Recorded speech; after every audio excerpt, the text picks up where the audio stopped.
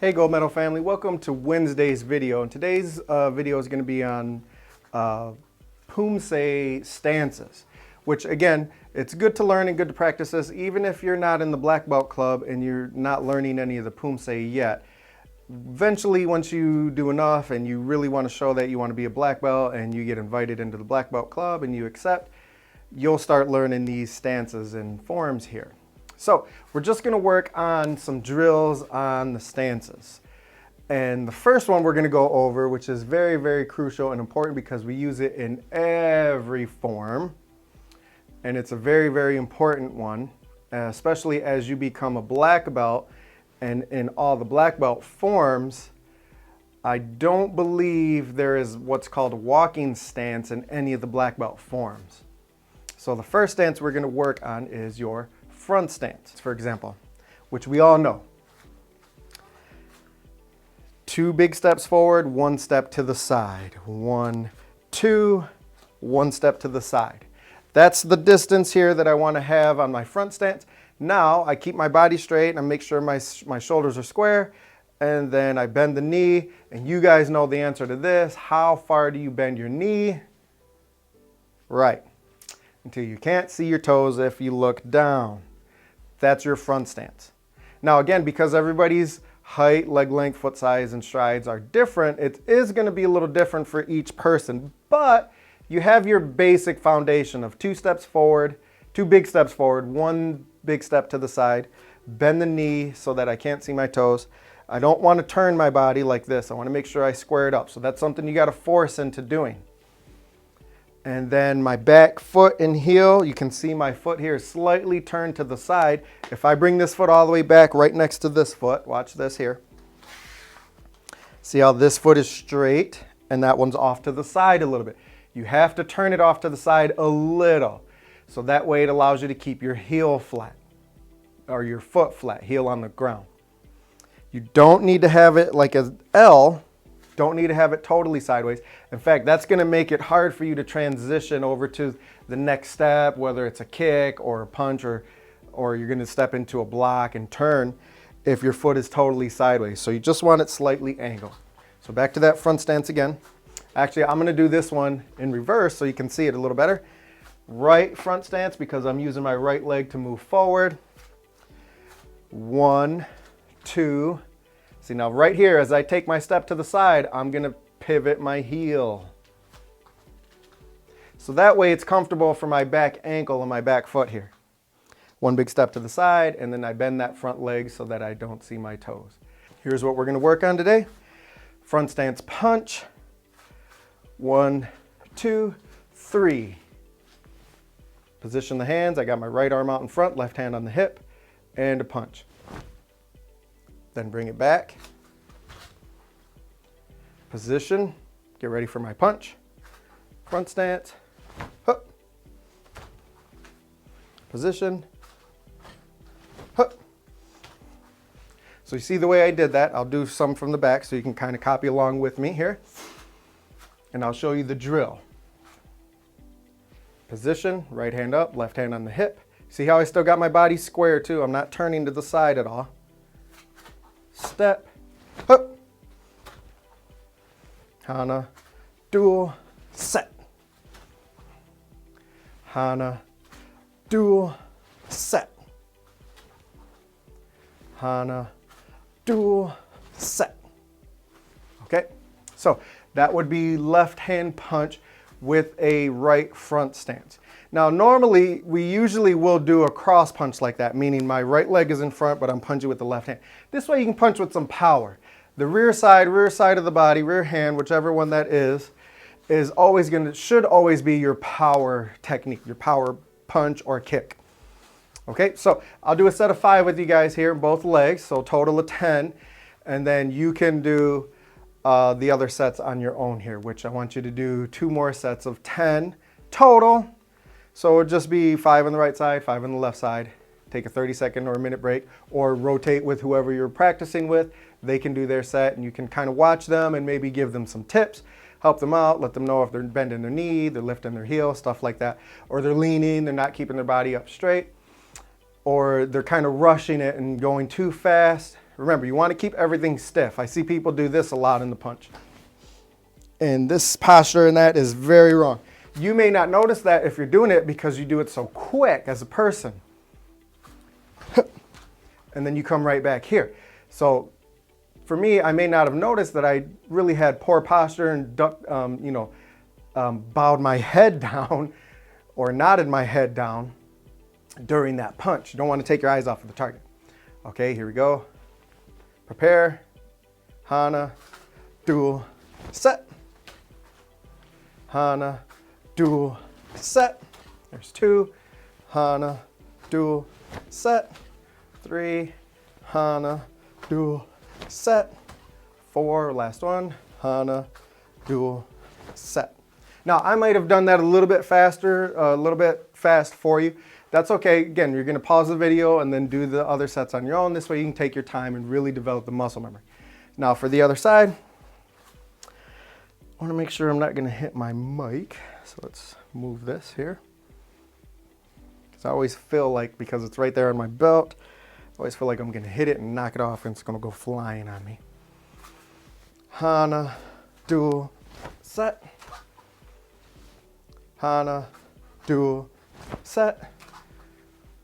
Hana, duel, set. Hana, duel, set.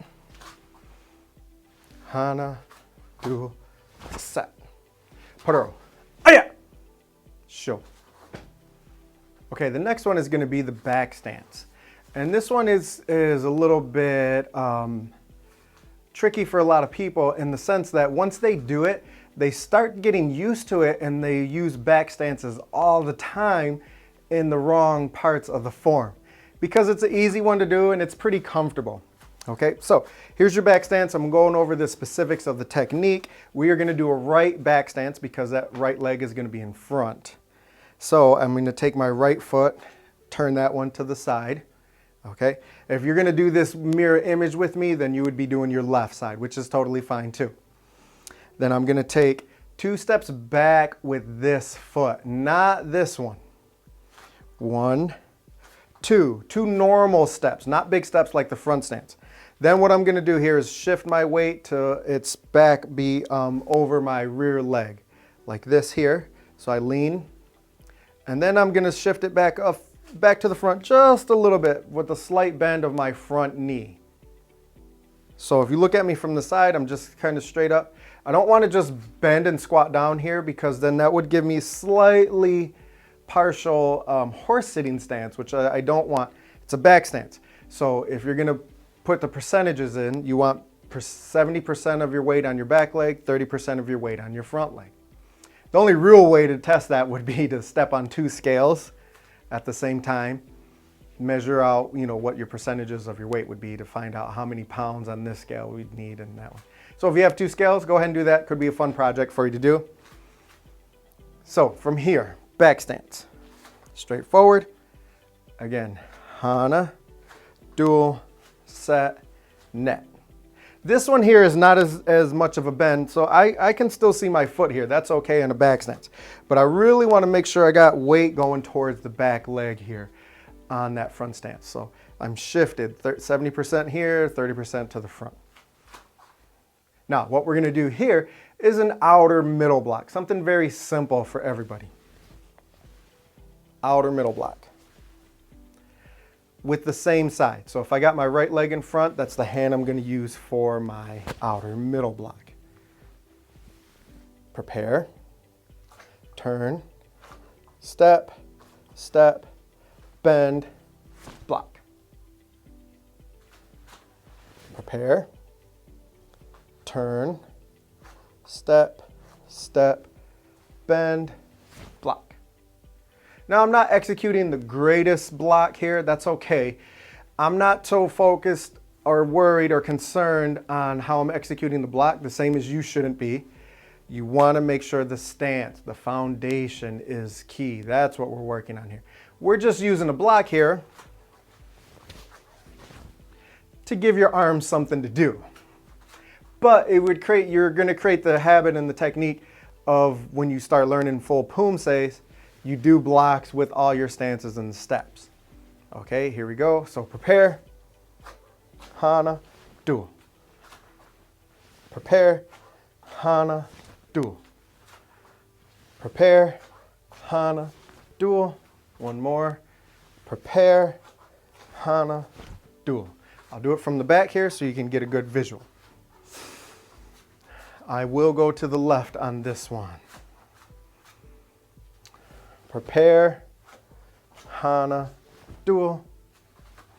Prepare, hana, duo. Prepare, hana, duo. Prepare, hana, duo. One more. Prepare, hana, duo. And put her up, show.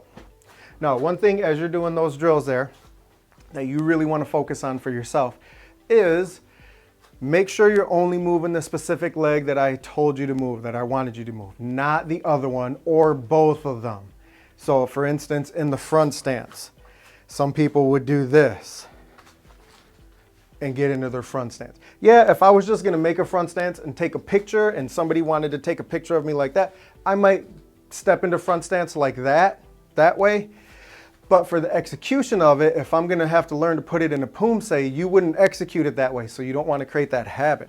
You don't execute your stances in 2 steps at all. All your stances are single step. However you're making it, whichever way you got to turn, whichever leg, they're all single step. So you never want to create 2 steps to make your stance. So front stance. This happens a lot in back stance too. Moving both feet. Boom, boom. Don't do that. Now, I specifically wanted you to move the rear leg, not the front leg. And the reason is, if I step forward into the back stance, 2 things are gonna happen. You're gonna kind of shift that weight to a half front stance. It's just kind of natural body movement that's going to happen. Second thing is, if I do remember to, oh, I got a back stance, now you're going to have to do again 2 movements to shift into your back stance, which is what you don't want to do. That's why we're not taking a step forward into your back stance.